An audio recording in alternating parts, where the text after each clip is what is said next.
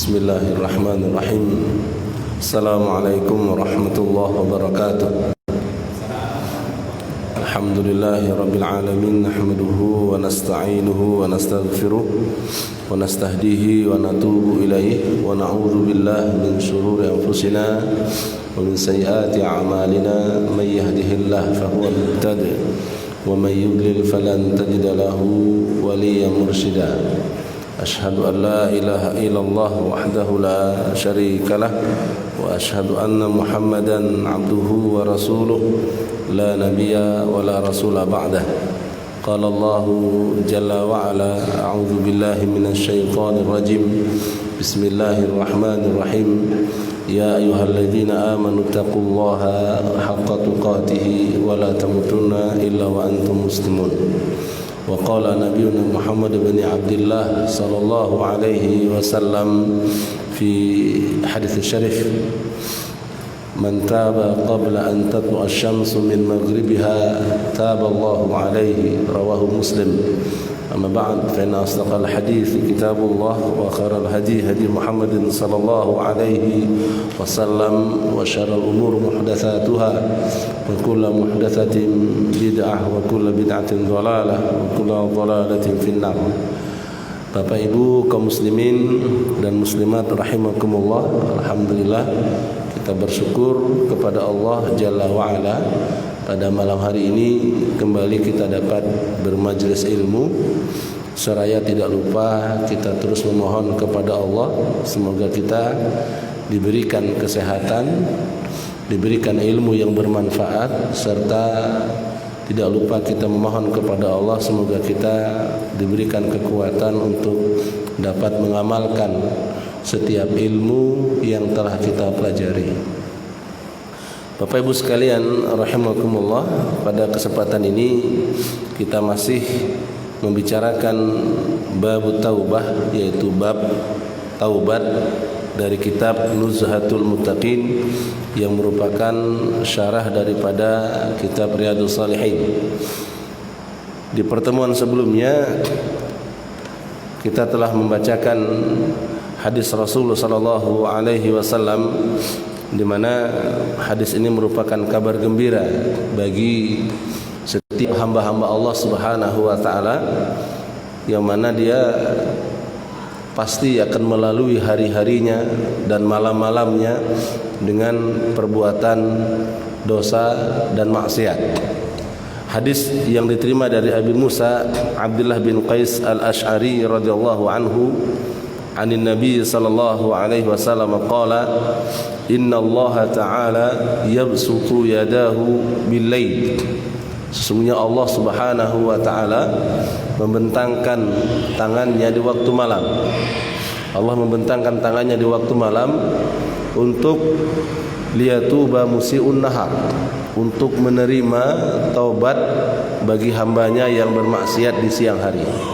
Jadi di malam hari Allah Subhanahu wa taala memberikan kepada hamba-hambanya kesempatan untuk bertaubat kepada Allah Subhanahu wa taala.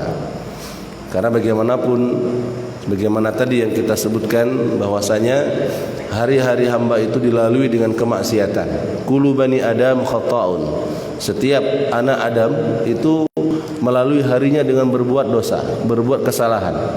Maka di waktu malam Allah Subhanahu wa taala membuka kesempatan untuk membuka tangannya untuk menerima taubat di siang hari bagi mereka yang berbuat dosa musii'ul lail, bagi mereka yang berbuat dosa di malam hari.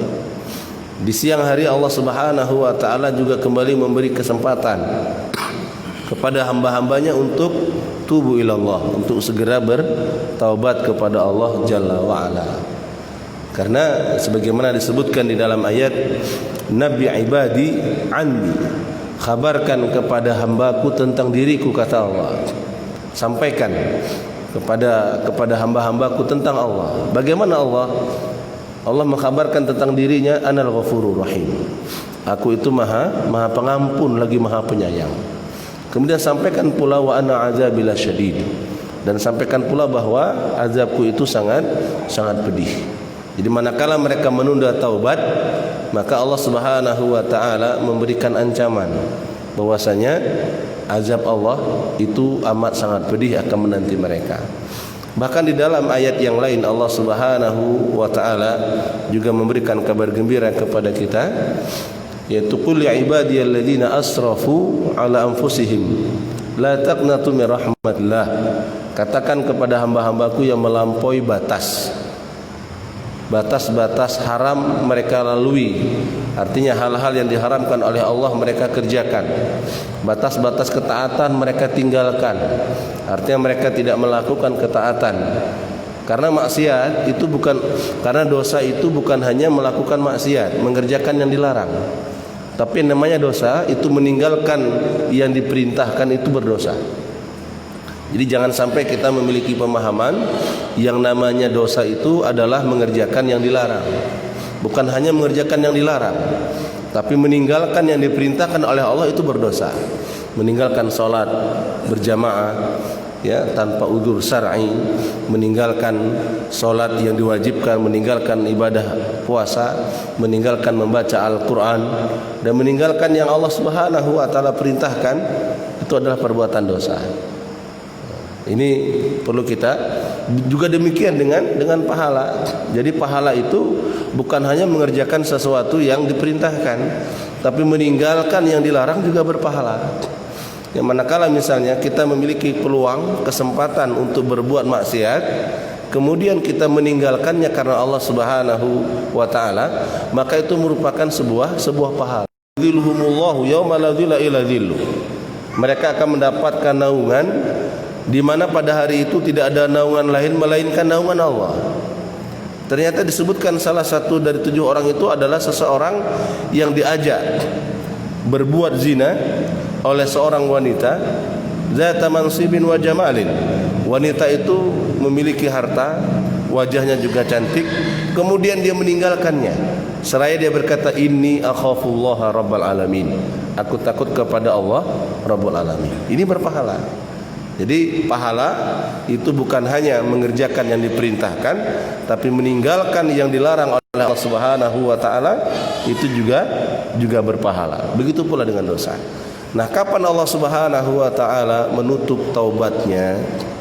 Allah menutup taubatnya di dalam hadis ini diterangkan hatta tatlu asyamsu min maghribiha. Sampai matahari nanti terbit di sebelah barat. Sampai nanti ditegakkannya kiamat, disitulah Allah Subhanahu wa taala tidak lagi menerima taubat hambanya. Ditutup pintu taubat. Lantas ada orang beranggapan kalau begitu saya jika bermaksiat saat ini sementara matahari masih terbit di sebelah timur, ya, terbitnya di sebelah timur, tenggelamnya di sebelah barat, berarti saya masih bisa berbuat dosa, masih ada peluang. Perlu diingatkan, di dalam hadis yang lain Rasulullah SAW mengingatkan kepada kita, innallaha yaqbalu taubatal abdi ma lam yugharghir. Nah, ini menjadi peringatan kembali bagi kita. Hadis daripada Abi Abdurrahman bin Abdullah bin Umar bin Khattab radhiyallahu taala anhuma. Rasul mengatakan Allah Subhanahu wa taala akan terus menerima taubat hambanya selama malam yugharghir. Yugharghir itu selama ruh itu belum keluar. Selama belum sampai di sini. Kalau sudah sampai di sini kemudian dia bertobat, maka dia tidak ada kesempatan untuk bertobat lagi. Sebagaimana Firaun ketika ditenggelamkan di Laut Merah, dia berkata, inni amantu bi Rabbi Musa wa Harun. Aku beriman kepada Tuhannya Musa dan Harun. Tidak ada manfaat. La tanfa' taubatuhu. Tidak ada manfaat taubatnya. Mengapa? Karena ruhnya sudah berada di tenggorokan.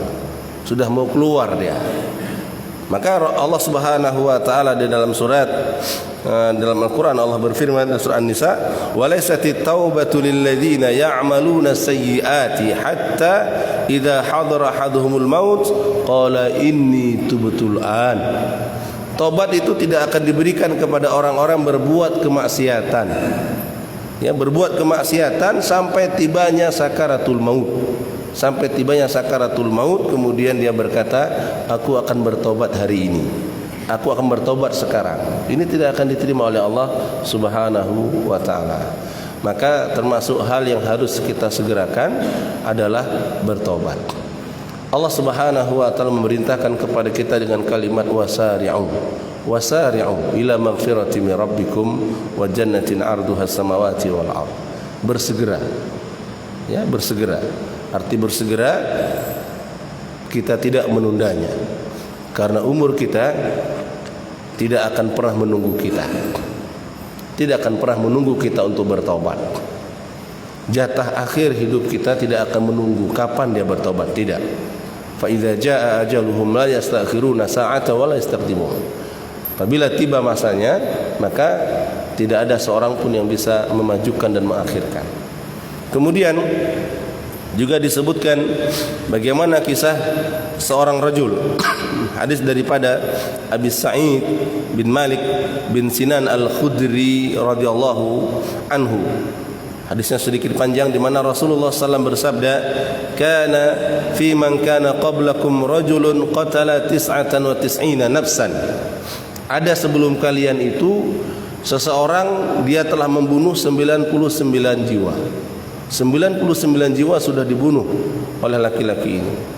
Fasa'ala an a'lami ahli al-ard. Lalu dia pun bertanya kepada orang yang paling alim yang ada di muka bumi pada waktu itu. Fadullu ala rahibin. Maka ditunjukkan kepada seorang rahib. Kamu datang kepada rahib itu, kamu bertanya apakah ada peluang taubat bagimu atau tidak. Maka fa'atahu, dia pun mendatangi rahib itu. Kemudian dia berkata kepada rahib itu, innahu qatala 99 nafsan fahal lahu min taubah. Dia bertanya kepada rahib itu bahwa dia sudah membunuh 99 jiwa. Adakah masih ada kesempatan untuk dia bertaubat? Maka rahib ini pun mengatakan, qala la, tidak ada kesempatan taubat bagimu. Maka disebutkan di dalam hadis, faqatalahu fakammala bihi mi'ah. Maka dibunuhlah rahib tadi. Rahib tadi dibunuh oleh laki-laki ini karena dia tidak ada peluang untuk taubat, digenapkan saja jadi 100. Berarti dia sudah membunuh 100 jiwa. Kemudian dia tidak berputus asa. Dia tidak berputus asa dari Allah Subhanahu wa taala. Bahkan dia yakin Allah Subhanahu wa taala wasi'ul maghfirah. Allah Maha luas keampunannya. Maka dia bertanya lagi kepada orang-orang yang ada di dunia pada waktu itu. Maka ditunjukkan fadullu ala rajulin alimin. Maka ditunjukkan kepada seseorang yang alim. Faqala, dia berkata dengan perkataan yang sama, tapi ada tambahan. Jika kepada rahib dia berkata 99 jiwa, maka untuk kepada alim ini dia berkata innahu qatala mi'ata nafsin. Dia sudah membunuh 100 orang. Fahal lahu min taubah. Apakah ada taubat baginya? Masih ada kesempatan taubat? Maka disebutkan faqala na'am. Ya, masih ada peluang untuk bagimu untuk bertaubat. Kemudian disebutkan wa ma yahulu bainahu wa baina taubah. Apa yang tidak ada yang menghalangimu untuk bertaubat. Kemudian diberikanlah intalik ila ardi kadza wa kadza. Kamu segera pergi ke daerah ini dan ini. Disebutkan nama daerahnya. Kemudian fa inna biha unasan ya'buduna Allah taala fa'budillaha ma'ahum. Karena di daerah itu manusia-manusia beribadah kepada Allah. Maka beribadahlah kamu kepada Allah bersama mereka. Wala tarji' ila ardika fa innaha ardi su'. Jangan kamu kembali ke daerahmu lagi, karena daerahmu itu daerah yang tidak baik. Maka fantalaqa, maka laki-laki ini pun dengan penuh semangat dia menuju daerah yang ditunjukkan oleh seorang alim tadi. Dengan niat dia hijrah, hijrah meninggalkan kampung halamannya yang buruk, kemudian dia menuju satu daerah yang di situ ada harapan dia untuk bertaubat, beribadah kepada Allah. Maka hatta idza nasafa tariqa atahul maut. Sampai di saat dia berada di pertengahan jalan, ternyata kematian lebih dahulu menjemputnya. Ternyata dia sudah lebih dulu dijemput oleh kematiannya. Maka dia pun diwafatkan sementara dirinya belum sampai ke tempat yang dituju. Belum sampai ke daerah di mana dia beribadah. Belum sempat dia beribadah. Belum sempat dia menunjukkan kesungguhannya dalam bertaubat kepada Allah Subhanahu wa taala. Maka disebutkan fakhtasamat fihi malaikatur rahmah wa malaikatul adab. Maka berselisih dua malaikat, malaikat rahmat dan malaikat azab. Duanya berselisih. Maka faqalat malaikatur rahmah, berkatalah malaikat rahmat, jaa taiban muqbilan biqalbihi ila Allah. Dia datang dengan membawa hati yang bertobat. Dia datang dalam keadaan bertobat, kemudian membawa hati yang dia ingin kembali kepada Allah Subhanahu wa taala. Kemudian waqalat malaikatul azab, malaikat azab berkata, innahu lam ya'mal khairan qattun. Dia belum beramal sedikit pun. Maka fa'atahum malakun fi surati adamiyyin faj'aluhu bainahum ay hakaman faqala qisu ma bainal ardaini fa ila ayyatahuma kana adna fahuwa lah. Maka malaikat rahmat ini dengan malaikat azab ini saling berselisih. Maka rahmat berkata, dia ini bagianku karena dia sudah ada niat untuk bertobat. Dia ini bagianku karena dia sudah membersihkan hatinya untuk kembali kepada Allah. Sementara malaikat azab berkata, dia ini bagianku. Dia memang ada niat bertobat, tapi dia belum beramal sedikit pun. Bagaimana bisa dianggap dia mendapat rahmat sementara dia belum beramal? Maka subhanallah, Allah Subhanahu wa taala menurunkan malaikatnya dalam bentuk manusia. Kemudian malaikat itu memberikan keputusan kepada malaikat rahmat dan malaikat azab yang berselisih. Apa keputusannya? Qisu ma bainal ardain. Ukur dua daerah itu. Tolong diukur, kemudian apa katanya?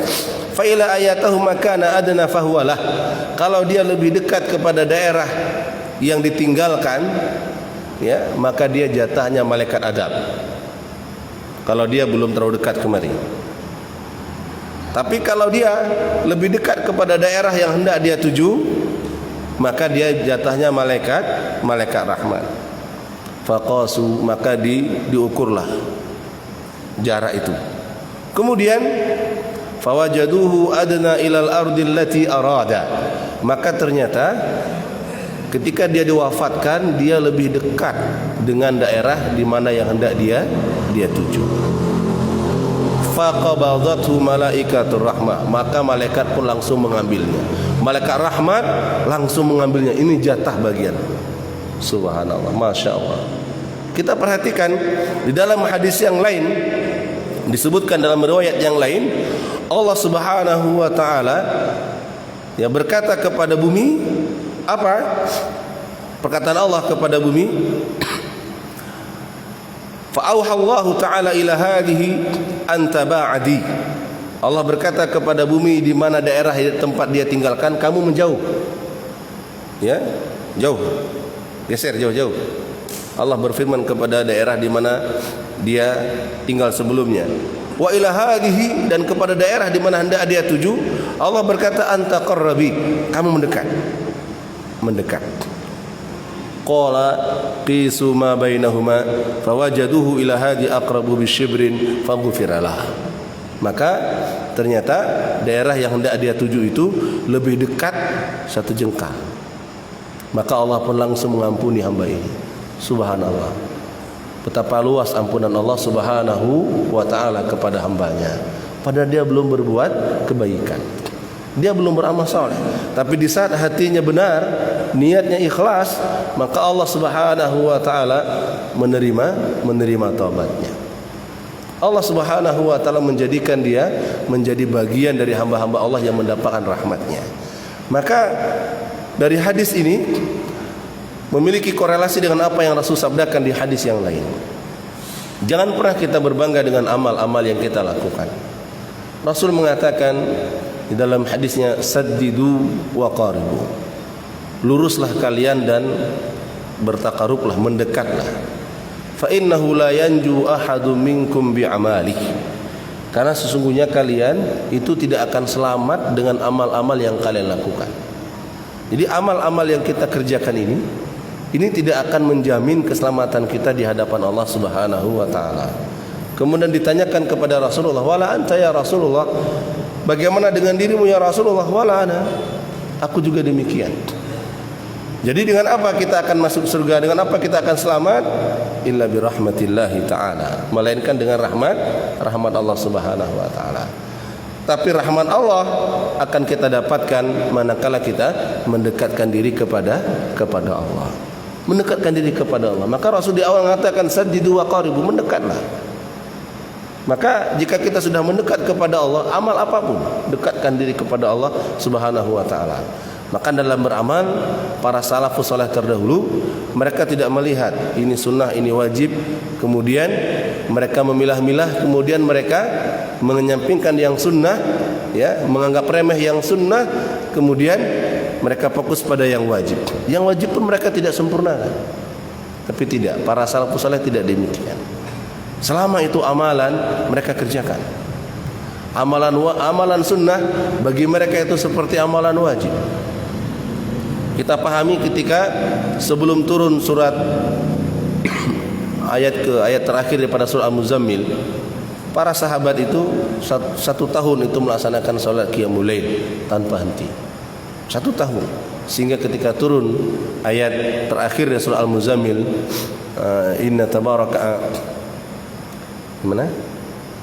Allah Subhanahu wa taala menyebutkan ketika turun ayat terakhir surah Al-Muzammil bahwasanya Allah meringankan. Inna rabbaka ya'lamu annaka taqumu adna min thulutsai laili wa nisfahu wa thulutsahu wa ta'ifatun minal ladina amanu ma'ak. Turun ayat ini menjadi ringan kedudukan salat tahajud bagi para sahabat. Demikian pun mereka tidak meninggalkannya. Karena dalam hadis yang lain, dalam hadis kursi, Rasul Allah berfirman, jika hambaku mendekatkan dirinya kepadaku dengan amal-amal sunnah, sampai nanti aku akan mencintai mereka. Kemudian kita perhatikan di dalam hadis yang lain disebutkan bagaimana Rasulullah SAW memberikan kabar gembira kepada orang yang bersungguh-sungguh dia bertaubat kepada Allah. Diterangkan bahwa anna imra'atan min Juhainah, ada seorang wanita dari Juhainah, ya, atat Rasulullah sallallahu wa hiya hubla minaz zina. Dia datang menghadap Rasulullah dalam kondisi dia sedang hamil, mengandungnya akibat perbuatan zina. Kemudian faqalat ya Rasulullah asabtu haddan faqimhu alayya. Ya Rasulullah, aku sudah terjatuh kepada perbuatan yang dilarang, maka tegakkanlah hukuman kepadaku. Wanita ini datang kepada Rasulullah dalam kondisi dia mengandungnya karena dia berzina, ya. Kemudian fada'a Nabiullah sallam waliyaha, kemudian Nabi memanggil walinya, wali wanita ini. Kemudian Nabi berkata kepada walinya ini, ahsin ilaiha, perhatikan, berbuat baiklah kamu kepadanya, rawat sampai dia melahirkan, kemudian sampai dia bisa menyapih bayinya, kemudian selesaikan. Kemudian fa idza wada'at fa'tini, jika dia sudah melahirkan, sudah selesai semua urusannya, maka datangkan dia kepadaku. Maka fa fa'ala fa amara biha Nabiullah sallam fasuddat 'alaiha thiyabuha thumma amara biha farujimat. Maka didatangkanlah wanita tadi setelah dia melahirkan, setelah dia menyapih bayinya, setelah selesai, ya, kemudian dipakaikan pakaian, kemudian dia pun dirajam sampai dia menjemput kematiannya, sampai dia mati. Kemudian thumma shalla 'alaiha, kemudian Rasulullah pun menyolatinya. Faqala lahu Umar, maka Umar pun berkata kepada Rasulullah, tusalli 'alaiha ya Rasulullah wa qad zanat? Apakah Anda menyolatinya? Apakah Anda menyolatinya Rasulullah sementara wanita itu dia berzina? Ya. Umar sedikit memberikan pendapat kepada Rasulullah. Mengapa kita menyolatinya? Dia kan ini wanita pezina, pelacur. Seperti itulah mungkin bahasa kita. Kemudian apa jawaban Rasulullah? Rasul mengatakan, laqad tabat taubatan, sungguh dia telah bertobat. Lau qusimat baina sab'ina min ahli Madinah, sekiranya taubatnya itu dibagi kepada 70 orang penduduk Madinah, lawasi'athum, sungguh cukup bagi 70 orang penduduk Madinah. Kemudian wahal wajadta afdal min anjadat binafsiha lillahi. Kemudian Rasul berkata, apakah kamu mendapati ada orang yang bersungguh-sungguh menegakkan hukum Allah selain daripada dirinya? Dia mengakui perbuatan dosanya, kemudian dia ingin dibersihkan dengan bertobat kepada Allah Subhanahu wa taala. Maka dalam hadis ini kita bisa mengambil ibrah ketika seseorang dia bertobat dengan kesungguhannya, maka Allah Subhanahu wa taala akan menerima taubatnya. Di dalam hadis yang lain disebutkan bahwasanya ada seorang laki-laki, senada dengan hadis ini, seorang laki-laki yang dia bersumpah di hadapan Rasulullah dengan 4 kali sumpah bahwasanya dia sudah berzina. Kemudian Rasul balik bertanya kepada laki-laki ini. Pengakuan pertama Rasul tidak akui, pengakuan kedua Rasul tidak akui, sampai laki-laki ini bersumpah dengan 4 kali sumpah. Kemudian Rasul bertanya kepada laki-laki ini, fama turidu bihadzal qaul, yang kamu inginkan apa dengan sumpahmu ini? Kemudian laki-laki tadi pun berkata, uridu an tutahhirani, aku ingin Anda membersihkanku ya Rasulullah. Artinya laki-laki ini dengan jujur meminta kepada Rasul agar dia dibersihkan dari perbuatan dosanya. Maka para ulama sepakat bahwasanya jika hukum had itu ditegakkan di dunia, maka di akhirat hamba tadi tidak lagi akan dihukum oleh Allah Subhanahu wa taala. Hukum zina ditegakkan di dunia, maka nanti di akhirat dia tidak akan dihukum oleh Allah Subhanahu wa taala. Tapi jika hukum itu tidak ditegakkan di dunia, maka nanti di akhirat urusannya dikembalikan kepada Allah. Dikembalikan kepada Allah. Insya'a fa'anhu wa insya'a adzabahu. Jika Allah berkehendak, Allah akan memaafkannya. Jika Allah berkehendak, Allah akan mengazabnya. Maka disinilah mengapa hukum Allah itu harus ditegakkan. Jika hukum Allah ditegakkan di dunia, maka di akhirat manusia akan terbebas, tidak lagi menanggung hukum itu. Mencuri misalnya, mencuri, seseorang ketika mencuri sampai kepada batas di mana ditegakkannya haddus saraqah, maka nanti di akhirat dia tidak akan dihukum lagi. Berzina sebagaimana hadis ini, seseorang ditegakkan hukum zina, apabila dia sudah menikah maka dia dibunuh, dirajam dengan cara dirajam, maka di akhirat dia tidak akan dihukum lagi oleh Allah Subhanahu wa taala. Tapi jika tidak ditegakkan di dunia, maka di akhirat hukumannya belum pasti. Belum pasti bagaimana? Tahta masyiatillah. Itu berada di dalam wewenang kehendak Allah Subhanahu wa taala. Baik. Kemudian hadis yang lain disebutkan dalam bab ini, wa an Ibnu Abbas radhiyallahu anhuma anna Rasulullah sallallahu alaihi wasallam qala law ana li ibni adam wadiyan min dhahabin ahabba ay yakuna lahu wadiyani. Sekiranya anak cucu Adam itu memiliki satu lembah emas, dia akan mencari lembah emas yang lain. Artinya dia tidak cukup dengan satu lembah emas yang sudah ada padanya. Wala yamla'u fahu illa turab, dan tidak ada yang bisa memenuhi mulutnya melainkan hanya tanah. Kemudian wayatubullahu ala man taba, dan Allah akan menerima taubat bagi siapa yang bertaubat. Hadis ini memberikan kepada kita pelajaran bahwasanya Allah Subhanahu wa taala telah mengingatkan kepada kita, alhaakumut takatsur. Ayat ini hendaknya menjadi sering kita ulang. Alhaakumut takatsur, bermegah-megah itu sudah melalaikan kalian.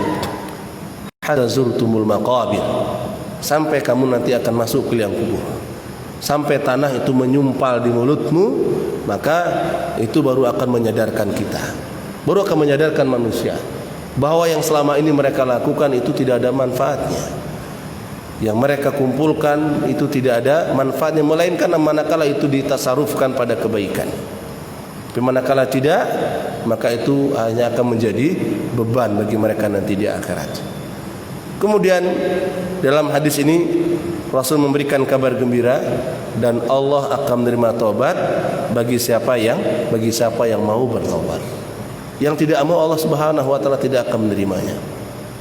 Kalau memang dia tidak ada keinginan taubat, sebagaimana di dalam pembahasan sebelumnya, syarat bertaubat kepada Allah itu ada 3. Yang pertama, ayuqli 'anil ma'siyah, tinggalkan maksiat. Ini syarat pertama.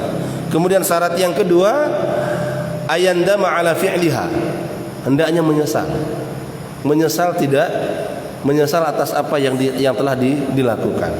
Kemudian yang ketiga, ayazima alla ya'uda ilaiha abada, punya tekad untuk tidak kembali lagi selama-lamanya. Ini jika berkaitan dengan Allah Subhanahu wa taala. Tapi jika berkaitan dengan manusia, maka selesaikan. Ada tambahan yang keempat, selesaikan urusannya dengan manusia.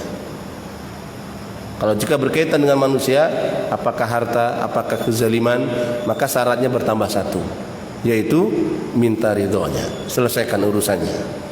Nah, maka kita perhatikan di dalam hadis terakhir dalam bab ini, hadis dari sahabat Abi Hurairah radhiyallahu anhu, anna Rasulullah sallallahu alaihi wasallam qala yadhhakullahu ila rajulaini, Allah tertawa kepada 2 orang. Ya, Allah tertawa kepada 2 orang, kepada 2 orang, yaqtulu ahaduhumal akhar. Ya, salah satunya membunuh yang lain. Ya, yadkhulanil jannah, ternyata kedua-duanya masuk surga. Ini 2 orang ini, yang satu dibunuh oleh saudaranya, ya, yang satu ini terbunuh oleh saudaranya. Terbunuh bukan karena bermusuhan, tapi terbunuh disebutkan bahwa ada qarinahnya, yaitu dengan fisabilillah. Jadi yang sebelumnya ini kafir, yang sebelumnya ini muslim. Yang muslim ini terbunuh oleh orang kafir, sehingga yang muslim ini dia syahid dan dia masuk surga. Yang kafir ini ternyata yuqatilu hadza fi sabilillah, thumma yatubullahu 'alal qatil fayuslima fayustashhad. Kemudian yang membunuh ini, yang sebelumnya dia kafir, ternyata dia bertobat, dia masuk Islam, kemudian dia ikut berperang lagi. Ketika dia berperang lagi, dia pun terbunuh syahid. Kedua-duanya masuk surga. Nah, kedua-duanya masuk surga. Yang pertama dibunuh oleh dirinya, ya, seharusnya kan yang membunuh ini masuk neraka, tapi membunuh ini masuk surga. Kenapa? Yang membunuh ini dia bertobat. Subhanallah, pada dosanya membunuh. Ketika dia bertobat, kemudian dia berjihad, kemudian dia terbunuh sebagai syuhada, maka Allah Subhanahu wa taala mengampuni dosanya dan memasukkan dia ke dalam surga. Subhanallah. Ini merupakan kabar gembira bagi siapa saja yang tidak menunda taubat. Maka jika masih ada waktu bagi kita untuk memperbanyak istighfar dan bertobat, maka faf'alu, maka kerjakan. Jangan kita tunda. Sehingga Rasul bersabda dalam hadis yang lain, "Idza amsayta fala tantadhir as-sabah." Jika kamu berada di pagi hari, maka janganlah menunggu sampai datangnya waktu sore. Jika kamu berada di sore hari, jangan kamu tunggu sampai datangnya waktu pagi. Karena boleh jadi waktu pagi itu tidak lagi berpihak kepada kita. Boleh jadi pula waktu sore itu tidak akan berpihak kepada kita.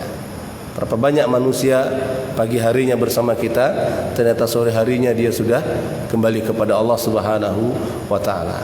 Sekali lagi dalam bab ini Al-Imam An-Nawawi menyebutkan hadis-hadis penting kepada kita untuk kita menyegerakan diri untuk bertobat kepada Allah Subhanahu wa taala atas segala kesalahan yang kita lakukan.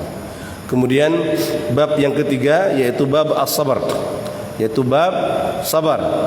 Qala Allah Ta'ala, sebagaimana biasanya dalam kitab Riyadhus Shalihin, Al-Imam An-Nawawi mengawali dengan ayat-ayat Allah. Beginilah akhlak para salafus saleh. Ketika mereka menulis satu kitab, mereka mendahulukan perkataan yang paling baik, yaitu Al-Quran. Maka sebagian para ulama salaf mengatakan, barang siapa yang hendak menulis sebuah kitab, maka hendaklah dia mendahulukan Al-Quran, baru kemudian hadis Rasul, baru kemudian aqwalul ulama, baru kemudian aqwalnya para ulama. Berbeda dengan orang-orang munafik, berbeda dengan orang-orang orientalis. Mereka mengakhirkan perkataan Allah dan Rasul, mereka kedepankan perkataan-perkataan manusia. Maka kita bisa mendapati di sebagian besar kita para ulama, mereka mendahulukan ayat-ayat Allah baru kemudian hadis-hadis Rasul. Ayat-ayat berkenaan dengan sabar, di antara surat Al-Imran ayat 200 ayat terakhir, Allah berfirman, ya ayyuhalladzina amanu isbiru wasabiru. Wahai orang-orang beriman, isbiru, bersabarlah kalian, wasabiru, dan teruslah melatih kesabaran, teruslah bersabar. Diulang kalimatnya dengan bentuk mubalaghah di bentuk yang kedua. Ini menunjukkan bahwa ini harus dimaksimalkan. Jadi tidak boleh hanya sekali. Sebagaimana dalam kalimat aminu wa amanu, ya, berimanlah kalian dan terus beriman kepada Allah Subhanahu wa taala. Kemudian di ayat yang berikutnya Allah Subhanahu wa taala juga menyebutkan dalam surah Al-Baqarah ayat 155, wala nabluwannakum bisyai'in minal khaufi wal ju'i wa naqsi minal amwali wal anfusi wa thamarati wa basyiris sabirin. Sungguh dan pasti kami akan memberikan bala kepada kalian dari sesuatu ketakutan, kemudian kelaparan, kemudian kekurangan harta dan jiwa serta buah-buahan. Kemudian Allah mengatakan wabasyiris sabirin, sampaikan kabar gembira kepada orang-orang yang sabar. Ada kabar gembira bagi orang yang sabar. Di antara kabar gembira bagi orang yang sabar, Allah menyebutkan innama yuwaffas sabiruna ajrahum bighairi hisab. Ini balasan kabar gembira bagi orang yang sabar. Allah akan memberikan balasan yang tidak ada limit waktu, unlimited. Jika hari ini kita senang kalau dapat kuota internet unlimited, maka bagi orang yang sabar, pahalanya nanti di akhirat unlimited, tidak ada batasannya. Terus kemudian balasan bagi orang yang sabar, kabar gembiranya apa? Wa jazahum bima sabaru jannata wa harira. Kemudian balasan bagi orang yang sabar adalah Allah Subhanahu wa taala akan menjadikan mereka mendapatkan tamkin, mendapatkan eksistensi mereka di dunia. Jika mereka sebagai seorang dai dan mereka bersabar dalam usaha dakwahnya, jika mereka sebagai seorang muqimuddin, orang yang akan menegakkan agama Allah di muka bumi, lalu mereka bersabar, maka Allah Subhanahu wa taala dengan asbab sabar ini Allah akan memberikan kepada mereka tamkin. Wa ja'alna minhum a'immatan yahduna bi amrina lamma sabaru wa kanu bi ayatina yuqinun. Kami jadikan mereka itu menjadi pemimpin bukan karena kepiawaian mereka dalam taktik politik, tidak, bukan karena kuatnya kekuatan militer yang mereka miliki, tidak, tapi Allah Subhanahu wa taala menjadikan orang-orang beriman menjadi khalifah, menjadi pemimpin di satu negeri, itu adalah karena kesabaran mereka. Sabar. Perhatikan bagaimana Umar bin Abdul Aziz tidak pernah meminta dia menjadi seorang khalifah, kemudian dia menjadi khalifah. Perhatikan 4 khalifah Rashidah. Abu Bakar As-Siddiq tidak pernah dia meminta jabatan khalifah, Allah Subhanahu wa taala menjadikannya khalifah. Kemudian Umar bin Khattab, Utsman bin Affan, dan juga sahabat-sahabat yang lain. Baik. Insyaallah pertemuan akan datang kita akan membacakan hadis-hadis yang berkaitan dengan sabar. Saya kira hanya ini yang bisa kita sampaikan pada kesempatan kali ini. Berhubung waktu Isya telah tiba, apabila ada yang ingin ditanyakan atau ingin didiskusikan seputar bab at-taubah dan sedikit daripada bab sabar, saya persilakan.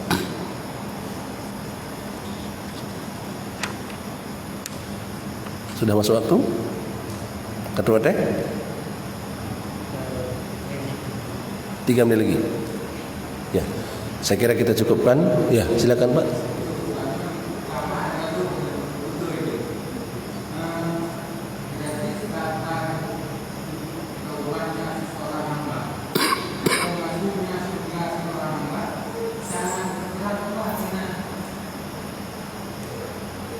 Gimana? Iya. Iya. Iya. Iya. Iya.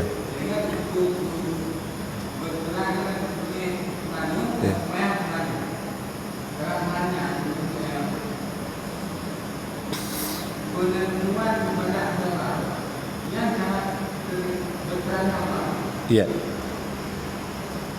Iya, betul, seperti itu. Maka di dalam hadis Rasulullah SAW memberikan kepada kita sebuah pernyataan bahwasanya innallaha la yanzuru ila suwarikum.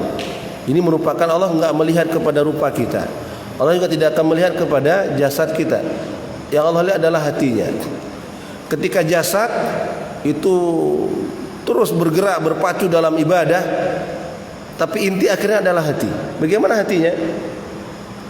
Kita perhatikan ada orang yang beramal dengan amalan yang banyak, ternyata ada riya di dalam hatinya, menjadi hilang. Allah melihat.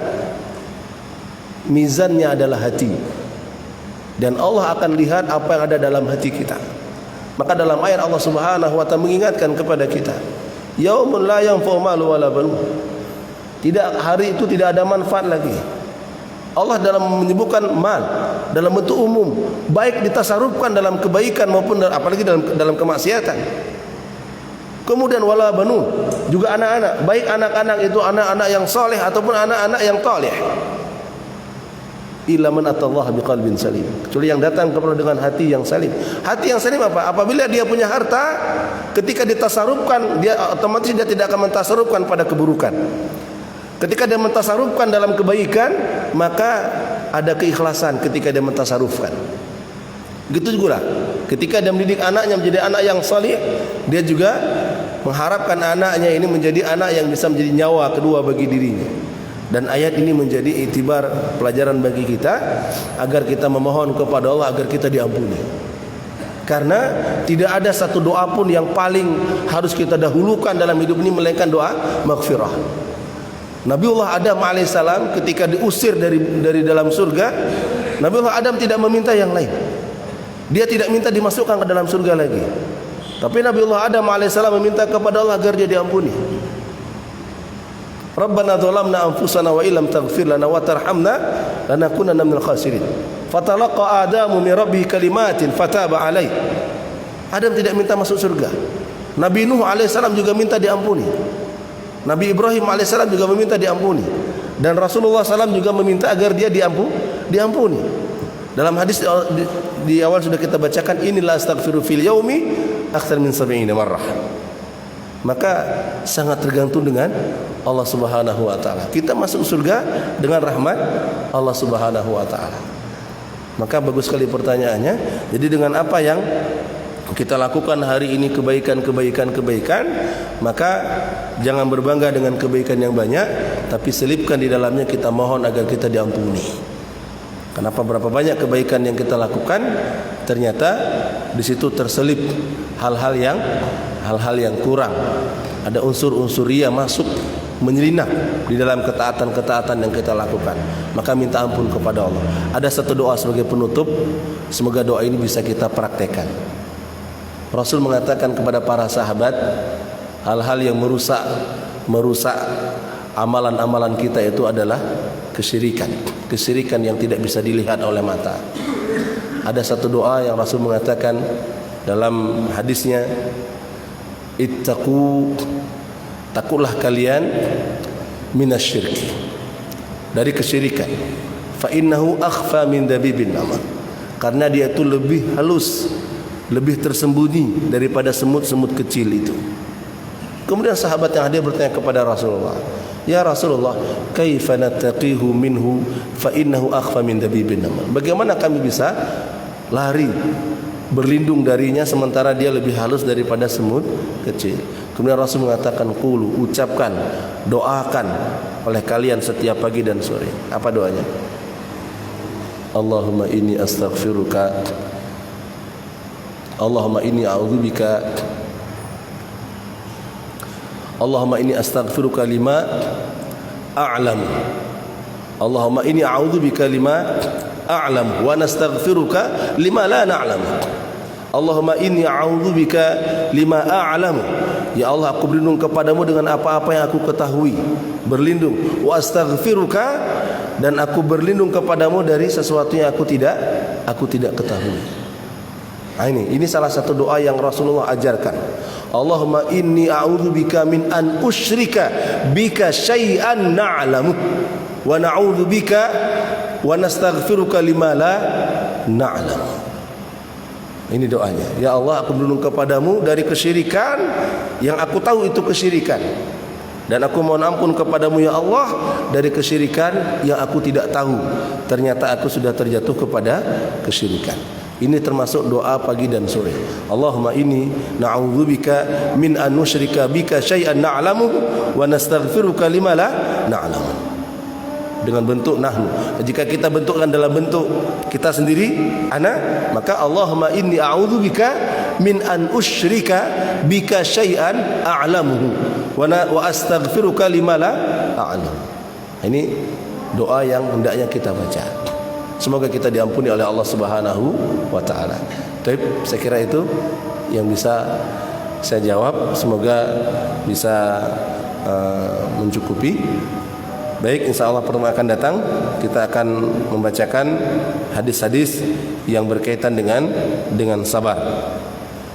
Barakallahu fikum jami'an. Subhanakallahumma rabbana wa bihamdika asyhadu an la ilaha illa anta astaghfiruka wa atubu ilaik. Wal akhir, assalamu alaikum warahmatullahi wabarakatuh.